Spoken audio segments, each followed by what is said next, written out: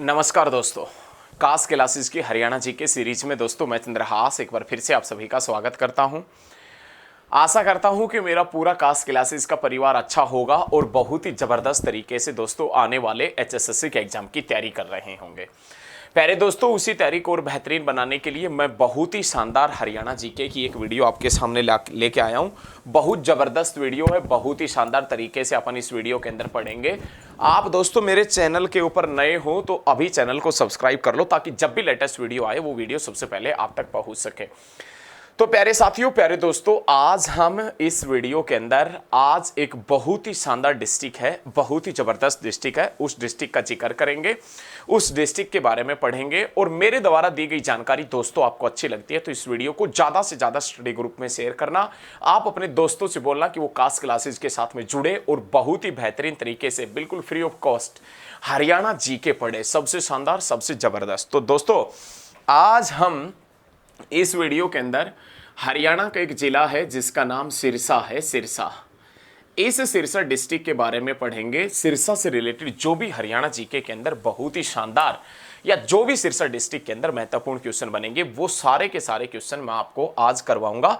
आप बस वीडियो पर दोस्तों लास्ट तक बने रहना। बहुत ही जबरदस्त आज की ये वीडियो होने वाली है, बहुत ही शानदार तरीके से अपन पढ़ेंगे।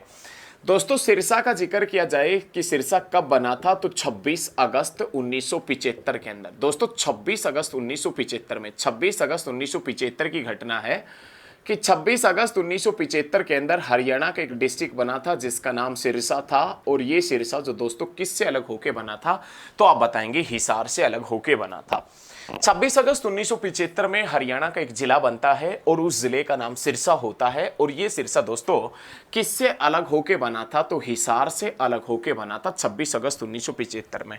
इससे पहले हरियाणा का कौन सा जिला बना था तो 23 जनवरी 1973 में दोस्तों कुरुक्षेत्र बना था। और इसके बाद में दोस्तों हरियाणा का कौन सा जिला बना था तो फरीदाबाद बना था। 2 अगस्त 1979 के अंदर एक जिला बना था जिसका नाम क्या था, फरीदाबाद हुआ करता था।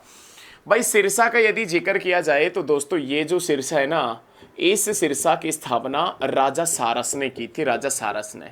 और सिरसा की स्थापना प्यारे साथियों राजा सारस ने कब की थी तो आप बताएंगे 1357 में की थी राजा सारस ने।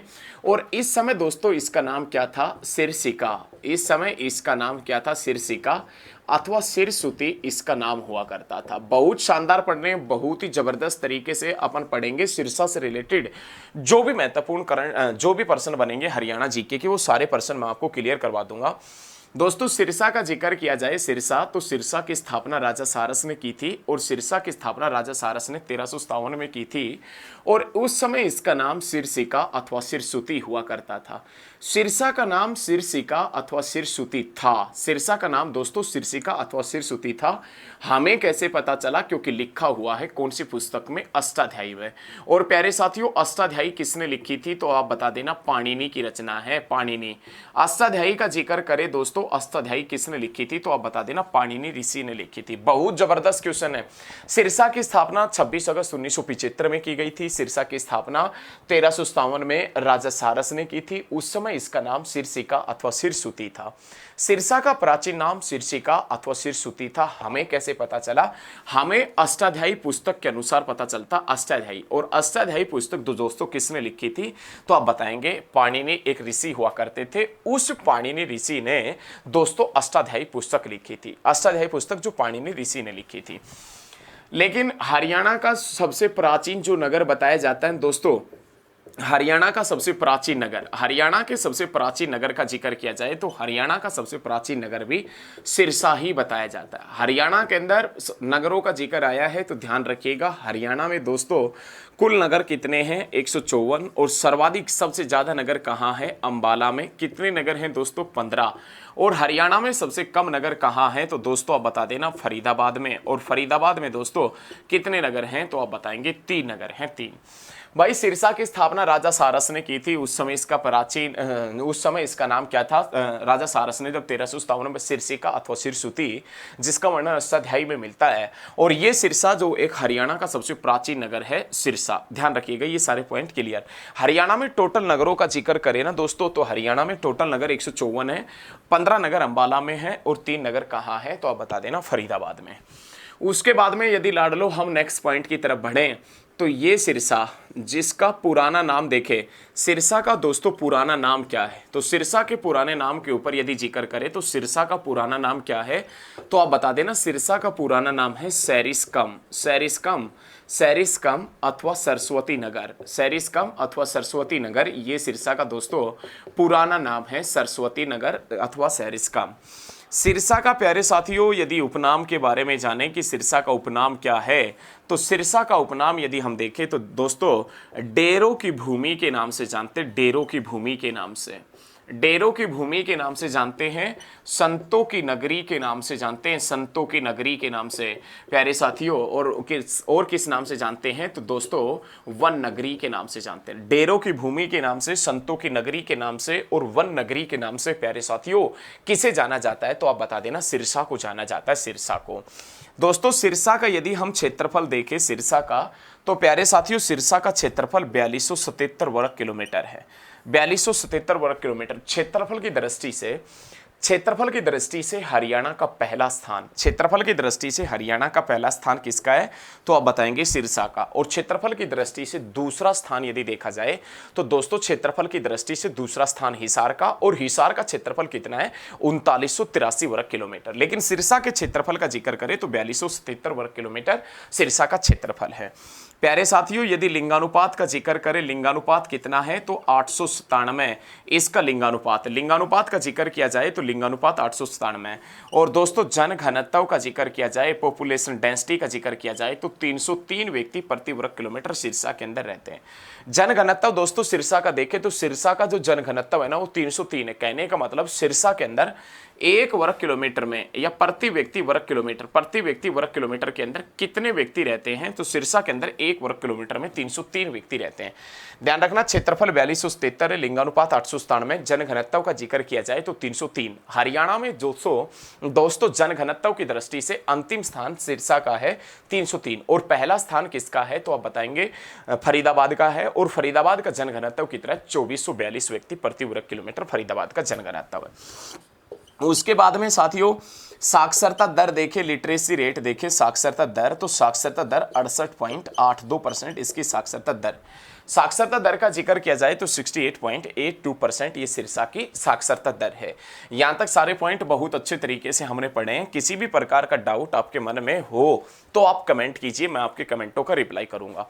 बहुत शानदार तरीके से हम सिरसा को खत्म करेंगे, बहुत जबरदस्त तरीके से सिरसा को पढ़ेंगे, एक भी पॉइंट यहाँ से बाहर नहीं जाएगा एग्जाम के अंदर। तो सिरसा को हम पढ़ रहे हैं, बहुत ही शानदार तरीके से पढ़ रहे हैं। तो वीडियो पर दोस्तों आप अंत तक बने रहना, क्योंकि वीडियो बेहद खतरनाक होने वाली है और इससे आपका सिस्टम भी हैंग होने वाला है। तो दोस्तों वीडियो पर जरूर बने रहना, वीडियो को लास्ट तक देखना जरूर, ठीक है। चलिए अब हम नेक्स्ट पॉइंट की तरफ बढ़े दोस्तों, नेक्स्ट पॉइंट की तरफ बढ़े, नेक्स्ट पॉइंट से हम आगे की तरफ बढ़े। तो अब अपने पास में दोस्तों नाम आता है सिरसा के अंदर विधानसभा सीटों का। सिरसा के अंदर दोस्तों विधानसभा सीटों का जिक्र किया जाए तो 5 विधानसभा की सीट है। एक अपने पास में दोस्तों नाम आता है रानिया, एक अपने पास में विधानसभा की सीट है रानिया। एक दोस्तों अपने पास में नाम आता है सिरसा, एक दोस्तों अपने पास में नाम आता है डबवाली, और एक दोस्तों अपने पास में नाम आता है एलनाबाद का, और दोस्तों एक अपने पास में नाम आता है कलावली। ये सिरसा के अंदर विधानसभा की 5 सीटें हैं। सिरसा के अंदर दोस्तों विधानसभा की सीटों का जिक्र किया जाए तो 5 सीटें हैं, जिसमें रानिया, सिरसा, डबवाली, एलनाबाद और कलावली। और ये जो कलावली है ना, ये सिरसा की एससी रिजर्व सीट है। सिरसा की एससी रिजर्व सीट का जिक्र किया जाए तो दोस्तों सिरसा की एससी रिजर्व सीट जिसका नाम कलावली है, कलावली। रानिया जिसका पुराना नाम यदि पूछे दोस्तों तो राजबहादुर, रानिया जिसका पुराना नाम क्या है? राजबहादुर, ध्यान रखिएगा। और एलनाबाद जिसका उपनाम क्या है? तो दोस्तों आप बताएंगे खड़ियल, या पुराना नाम क्या है? खड़ियल। भाई एलनाबाद या सिरसा का एक अधिकारी हुआ करता था, एक ऑफिसर हुआ करता था जिसका नाम था J.H. ओलिवर। और J.H. ओलिवर था ना, J.H. ओलिवर, उसकी पत्नी का नाम था एलेना, और उसकी पत्नी के नाम पर ही एलनाबाद नाम रखा गया। एलना का नाम पर ही इसका नाम क्या रखा गया, एलनाबाद। और ये नाम कब रखा गया है दोस्तों, तो आप बता देना 1963 में रखा गया है। एलनाबाद जिसका पुराना नाम खड़ियल है और रानिया जिसका पुराना नाम क्या है दोस्तों, तो आप बता देना राजबहादुर है। यहां तक किसी भी प्रकार का मेरे सभी दोस्तों को किसी भी प्रकार का डाउट नहीं होगा, फिर भी डाउट है तो आप कमेंट कीजिए। उसके बाद में दोस्तों सबसे पहले अपने पास में नाम आता है पृथ्वीराज चौहान का। पृथ्वीराज चौहान के बारे में आपने सुना होगा। ऐसा बताते कि पृथ्वीराज चौहान है ना, पृथ्वीराज चौहान, उसने मोहम्मद गोरी को, पृथ्वीराज चौहान ने दोस्तों मोहम्मद गोरी को सिरसा की धरती के ऊपर ही परास्त किया था। दोस्तों पृथ्वीराज चौहान ने मोहम्मद गोरी को सिरसा की धरती के ऊपर ही परास्त किया था, सिरसा की धरती के ऊपर ही हराया था, सिरसा की धरती के ऊपर ही परास्त किया था। तो पृथ्वीराज चौहान ने दोस्तों मोहम्मद गोरी को कहां की धरती के ऊपर परास्त किया था, तो सिरसा की धरती के ऊपर परास्त किया था। उसके बाद में दोस्तों अपने पास में नाम आता है 1212। 1212 का जिक्र करें तो 1212 में दिल्ली का सुल्तान था इल्तुतमिश। 1212 में दिल्ली का सुल्तान हुआ करता था इल्तुतमिश। नाम आपने सुना होगा दोस्तों कुतुबुद्दीन ऐबक का। गुलाम वंश का संस्थापक कौन था, कुतुबुद्दीन ऐबक। और गुलाम वंश का दोस्तों वास्तविक संस्थापक कौन हुआ करता था, इल्तुतमिश। गुलाम वंश का वास्तविक संस्थापक इल्तुतमिश था और गुलाम वंश का संस्थापक कुतुबुद्दीन ऐबक था। और कुतुबुद्दीन ऐबक जो था ना, वो 1206 में दिल्ली की गद्दी के ऊपर बैठा था, लेकिन 1210 में चौगान अथवा पोलो खेल खेलते समय उसकी डेथ हो जाती और 1210 के बाद में उसका बेटा शासक बनता है, लेकिन उसको हटा के दिल्ली की गद्दी के ऊपर इल्तुतमिश बैठता है। और ये इल्तुतमिश जिसने 1212 के अंदर, इल्तुतमिश जिसने 1212 में, ध्यान रखना 1212 का पॉइंट पढ़ रहे हैं, तो इल्तुतमिश ने दोस्तों 1212 में सिरसा का गवर्नर दोस्तों किसे नियुक्त किया था, तो आप बता देना हेमल भट्टी को नियुक्त किया था, हेमल भट्टी को। भाई बहुत शानदार क्वेश्चन है कि इल्तुतमिश जो गुलाम वंश का शासक हुआ करता था, उस इल्तुतमिश ने सिरसा का गवर्नर किसे नियुक्त किया था दोस्तों, तो आप बता देना हेमल भट्टी को सिरसा का गवर्नर नियुक्त किया था। कब, तो आप बता देना 1212 में। ठीक है ना, यहां तक किसी भी प्रकार का डाउट आपके मन में दिल में नहीं रहना चाहिए कि इल्तुतमिश ने सिरसा का गवर्नर किसे नियुक्त किया था, तो दोस्तों आप बताएंगे हेमल भट्टी को सिरसा का गवर्नर नियुक्त किया था। उसके बाद में दोस्तों अपने पास में नाम आता है 1330 का। 1330 में इब्न बतूता का नाम आता है। इब्न बतूता का नाम आता है दोस्तों, इब्न बतूता जो एक मोरक्को यात्री हुआ करता था। प्यारे साथियों, इब्न बतूता जो एक मोरक्को यात्री हुआ करता था 1330 में, जब ये मोरक्को यात्री मुल्तान से दिल्ली लौट रहा था दोस्तों, मुल्तान से दिल्ली लौट रहा था 1330 में, प्रसिद्ध मोरक्को यात्री 1330 में प्रसिद्ध मोरक्को यात्री जिसका नाम क्या है, इब्न बतूता। और जब ये प्रसिद्ध मोरक्को यात्री मुल्तान से दिल्ली लौट रहा था 1330 में, तो ये सिरसा से ही होके गुजरा था, मतलब सिरसा के अंदर आया था। यहां तक एक भी पॉइंट में दिक्कत नहीं होनी चाहिए। सिरसा के अंदर विधानसभा की 5 सीटें हैं, जिसमें से रानिया, सिरसा, डबवाली, एलनाबाद, कलांवली। एलनाबाद पुराना नाम खड़ियल, रानिया पुराना नाम राजबहादुर। पृथ्वीराज चौहान ने मोहम्मद गोरी को पहली बार सिरसा की धरती के ऊपर ही परास्त किया था। 1212 में इल्तुतमिश ने सिरसा का गवर्नर हेमल भट्टी को नियुक्त किया था। 1330 में प्रसिद्ध इब्न बतूता यात्री या मोरक्को यात्री मुल्तान से जब दिल्ली लौट रहा था, तो वो सिरसा होके ही गुजरा था। ठीक है ना, यहां तक दोस्तों एक पॉइंट में भी दिक्कत आपको नहीं होनी चाहिए। फिर भी यदि आपको किसी प्रकार में किसी पॉइंट में दिक्कत है तो आप कमेंट कीजिए, मैं आपके कमेंटों का रिप्लाई जरूर करूंगा। उसके बाद में दोस्तों अपने पास में बहुत बढ़िया क्वेश्चन आता है, बहुत ही शानदार, बहुत ही लाजवाब प्रश्न आता है, बहुत ही शानदार प्रश्न आता है। अपने पास में नाम आता है 1320 का। 1320 में दोस्तों सिरसा का युद्ध होता है। सिरसा का युद्ध यदि जिक्र करें सिरसा का युद्ध कब हुआ था, तो दोस्तों सिरसा का युद्ध 1320 में हुआ था। 1320 में किस किस के बीच में हुआ था, तो नसरुद्दीन खिलजी, नसरुद्दीन जो खिलजी है ना दोस्तों, नसरुद्दीन खिलजी के बीच में और गयासुद्दीन तुगलक के बीच में। नसरुद्दीन खिलजी और दोस्तों गयासुद्दीन जो तुगलक है ना, गयासुद्दीन तुगलक, इसके बीच में एक युद्ध होता है जिसका नाम सिरसा का युद्ध है। आपसे यदि दोस्तों क्वेश्चन पूछे कि सिरसा का युद्ध कब हुआ, तो सिरसा का युद्ध 1320 में हुआ। सिरसा का युद्ध किस किस के बीच में हुआ? नसरुद्दीन खिलजी और दोस्तों गयासुद्दीन तुगलक के बीच में हुआ था। नसरुद्दीन खिलजी और गयासुद्दीन तुगलक के बीच में हुआ था। लेकिन प्यारे साथियों 1320 के आगे से एक हटा देंगे, 320। यमुना नदी हरियाणा और उत्तर प्रदेश के बीच 320 किलोमीटर लंबी सीमा रेखा बनाती है, लेकिन एक लगा देंगे तो दोस्तों 1320 हो जाएगा। 1320 में दोस्तों सिरसा का युद्ध हुआ था नसरुद्दीन खिलजी के बीच में और गयासुद्दीन तुगलक के बीच में सिरसा का युद्ध हुआ था, ये आप ध्यान रखिएगा। उसके बाद में दोस्तों अपने पास में नाम आता है, बहुत ही बढ़िया नाम आता है, बहुत शानदार नाम आता है 1398 का। 1398 में दोस्तों तैमूर लंकी सेना ने सबसे ज्यादा जो उत्पात मचाया था ना, तैमूर लंकी सबसे जो भयंकर जंग हुई थी तैमूर लंकी सेना की, तो दोस्तों 1398 में तैमूर लंकी सेना की जो सबसे भयंकर जंग हुई थी ना, वो कहाँ हुई थी? तो आप बताएंगे सिरसा में। या तैमूर लंकी सेना ने सबसे ज्यादा दोस्तों उत्पात कहाँ मचाया था? तो दोस्तों 1398 का जिक्र किया जाए, 1398 में तैमूर लंकी सेना ने सबसे ज्यादा उत्पात कहाँ मचाया था? तो आप बता देना। तैमूर लंकी सेना ने 1398 में सबसे ज्यादा जो उत्पात है वो सिरसा डिस्ट्रिक्ट के अंदर, सिरसा डिस्ट्रिक्ट में सबसे ज्यादा उत्पात मचाया था। उसके बाद में दोस्तों अपने पास में नाम आता है 1707 का। बहुत बढ़िया क्वेश्चन है 1707।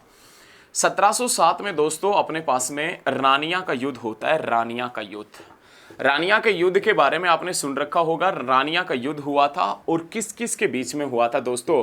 तो एक अल्लाह सिंह हुआ करते थे, अल्लाह सिंह, और एक हसन खां भट्टी हुआ करते थे।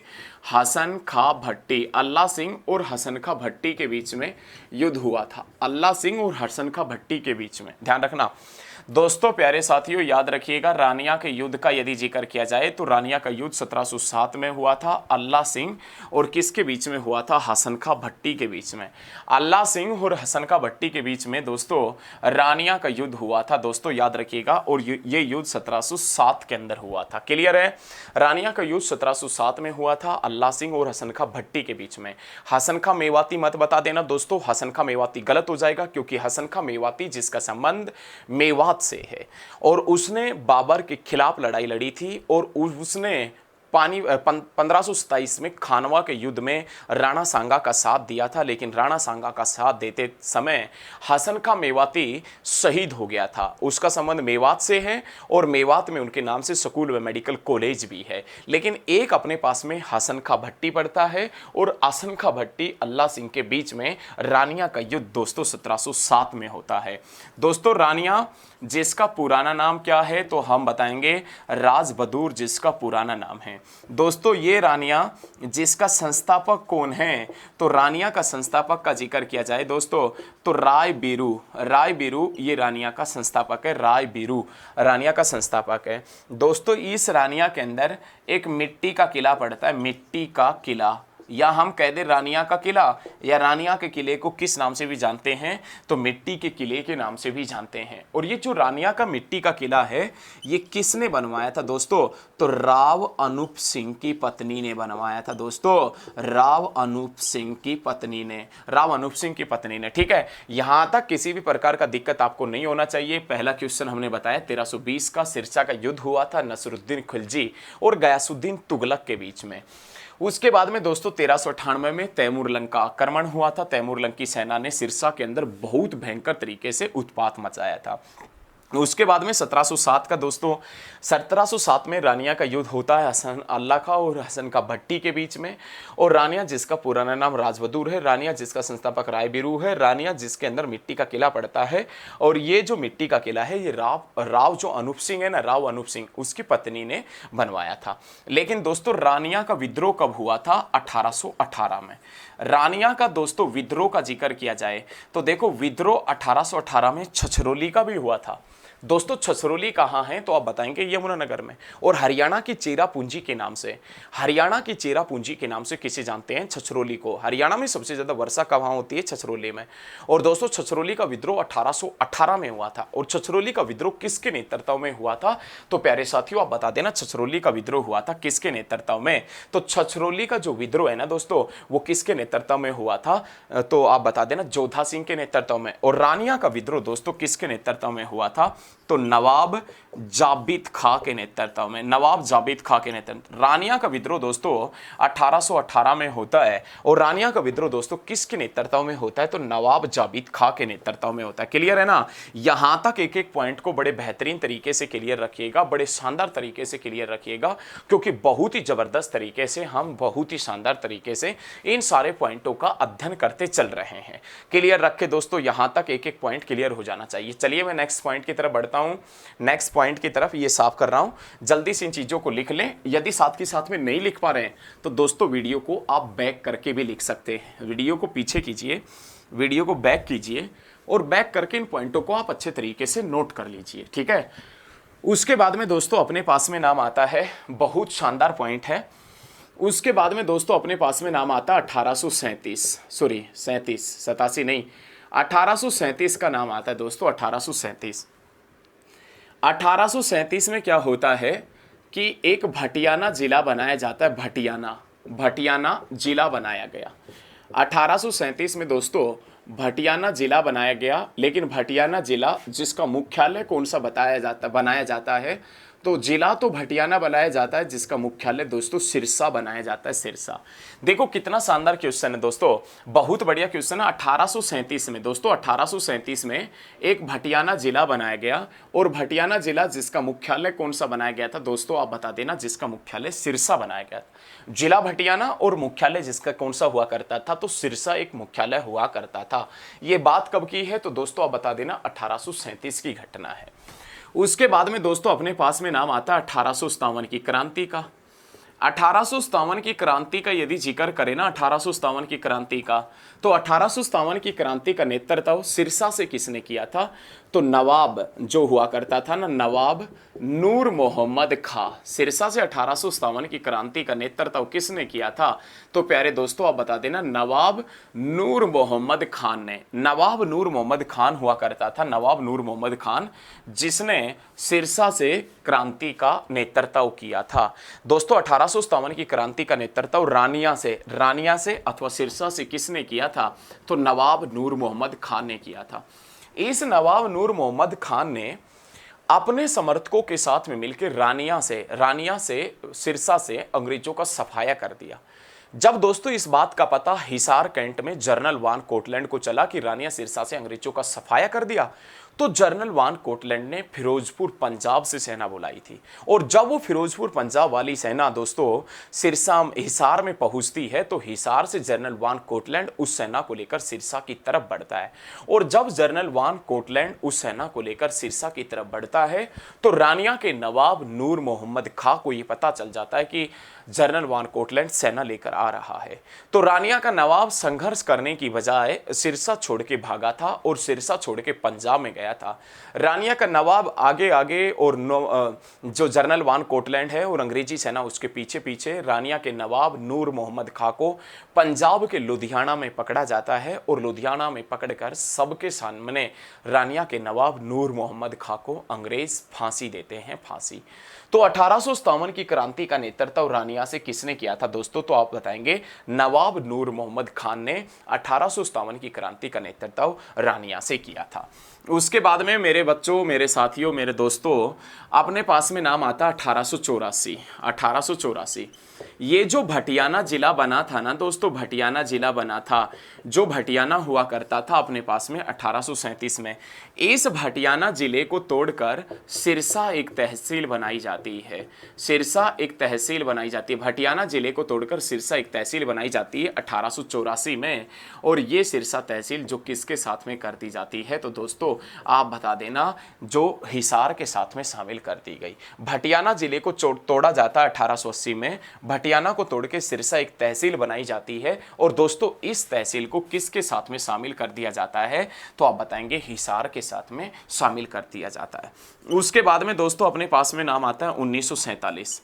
1947 में पंजाब के मुख्यमंत्री रहे, पंजाब के सीएम रहे गोपी चंद भार्गव। 1947 में पंजाब के मुख्यमंत्री रहे गोपी चंद भार्गव का संबंध कहां से रहा है, तो दोस्तों आप बता देना सिरसा से रहा है। भाई बहुत जबरदस्त पढ़ रहे हो। 1947 में पंजाब के मुख्यमंत्री रहे गोपी चंद भार्गव का संबंध कहां से रहा है, सिरसा से। प्यारे साथियों हरियाणा पंजाब का हिस्सा, प्यारे साथियों, हरियाणा जो है ना, हरियाणा जो है, हरियाणा ये पंजाब का हिस्सा कब बना था? 1858 में। लेकिन 1947 में पंजाब दो हिस्सों में बट गया था। एक पश्चिम पंजाब जो पाकिस्तान के पास में चला गया था, एक पूर्वी पंजाब जो हिंदुस्तान के पास में आया था। हरियाणा, ईस्टर्न पंजाब, पूर्वी पंजाब का हिस्सा कब बना था? 1947 में।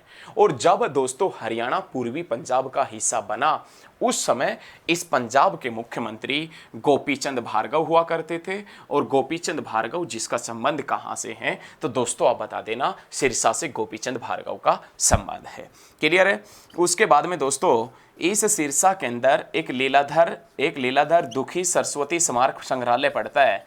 लीलाधर दुखी सरस्वती स्मारक संग्रहालय, और ये लीलाधर दुखी सरस्वती स्मारक संग्रहालय है, म्यूजियम है, ये दोस्तों कब बना था? 2001 में। और दोस्तों अपने पास में जो सिरसा एयरफोर्स स्टेशन है ना, सिरसा एयरफोर्स स्टेशन, वो सिरसा एयरफोर्स स्टेशन भी कब बना था? 2001 में। हरियाणा में प्यारे दोस्तों, प्यारे साथियों, एयरफोर्स स्टेशनों की संख्या कितनी है? तो हरियाणा में एयरफोर्स स्टेशन यदि देखें तो दो, एक अंबाला और एक सिरसा। तो यहां तक मेरे हिसाब से सारे बच्चों को समझ में आया होगा। बहुत जबरदस्त तरीके से पढ़ रहे हैं। आपको दी गई जानकारी अच्छी लग रही है तो वीडियो को ज्यादा से ज्यादा स्टडी ग्रुप में शेयर करना। दोस्तों 1837 में भटियाना जिला बना, जिसका मुख्यालय सिरसा को बनाया गया। 1857 की क्रांति का नेतृत्व नवाब नूर मोहम्मद खान ने किया था रानिया से। 1884 में भटियाना को तोड़ के सिरसा एक तहसील बनाई जाती है और वो तहसील हिसार के साथ में शामिल कर दी जाती है। उसके बाद में 1947 में दोस्तों जब भारत और पाकिस्तान का विभाजन हुआ तो पंजाब का मुख्यमंत्री गोपीचंद भार्गव था, और वो गोपीचंद भार्गव जो सिरसा से था। दोस्तों लीलाधर दुखी सरस्वती स्मारक संग्रहालय सिरसा में है, 2001 में बना था, और सिरसा एयरफोर्स स्टेशन भी 2001 में ही बना था। क्लियर है ना? यहां तक आप बहुत बढ़िया तरीके से सारे पॉइंटों को क्लियर रखिएगा, बहुत जानदार तरीके से, बहुत शानदार तरीके से एक एक पॉइंट को बड़े बेहतरीन तरीके से क्लियर रखिएगा। बड़े जबरदस्त तरीके से अपन पढ़ेंगे, किसी प्रकार का दिक्कत आपको नहीं होना चाहिए, बहुत शानदार तरीके से पढ़ेंगे। उसके बाद में दोस्तों अपने पास में नेक्स्ट क्वेश्चन क्या है वो एक बार समझने की कोशिश करें। नेक्स्ट पर्सन क्या है एक बार वो समझने की कोशिश करें। जब ये पर्सन आप समझेंगे तो बड़ा मजा आ जाएगा रे, बहुत बेहतरीन तरीके से मजा आएगा। देखो अब अपने पास में दोस्तों नाम आता है, वो नाम किसका आता है तो वो एक बार समझने की आप कोशिश करें, एक बार मेरे साथ में जुड़ के। अब अपने पास में नाम आता है दोस्तों 2 फरवरी 2006 का। 2 फरवरी 2006 में प्यारे साथियों नरेगा की शुरुआत होती है। नरेगा की शुरुआत होती है 2 फरवरी 2006 में। नरेगा से आप क्या समझते हो? National rural employment guarantee act. और नरेगा की शुरुआत होती है अपने पास में 2 फरवरी 2006। नरेगा की शुरुआत दोस्तों भारत के 200 जिलों में एक साथ नरेगा की शुरुआत हुई थी। भारत के 200 जिलों में एक साथ नरेगा की शुरुआत हुई थी, जिसमें अपने पास में 2 जिले हरियाणा के भी हुआ करते थे, हरियाणा के शामिल थे। और 2 फरवरी 2006 में हरियाणा के कौन कौन से जिले में नरेगा की शुरुआत हुई थी?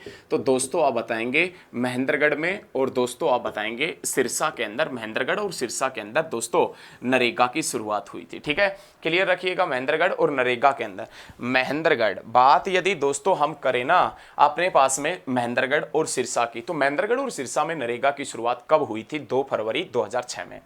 प्यारे दोस्तों नरेगा का जो दूसरा चरण है, सेकंड जो सेशन है, दूसरा चरण है, वो नरेगा का दूसरा चरण कब चला था? तो दोस्तों आप बता देना अप्रैल 2007 में नरेगा का दूसरा चरण चला था। और इसमें हरियाणा के 2 जिले और शामिल कर दिए गए थे, जिसमें नाम आता है अंबाला का, और जिसमें अपने पास में नाम आता है मेवात का। अंबाला और मेवात में सेकंड चरण और चला था अप्रैल 2007 में, और इसमें हरियाणा के 2 जिले और शामिल कर दिए गए थे, अंबाला और मेवात।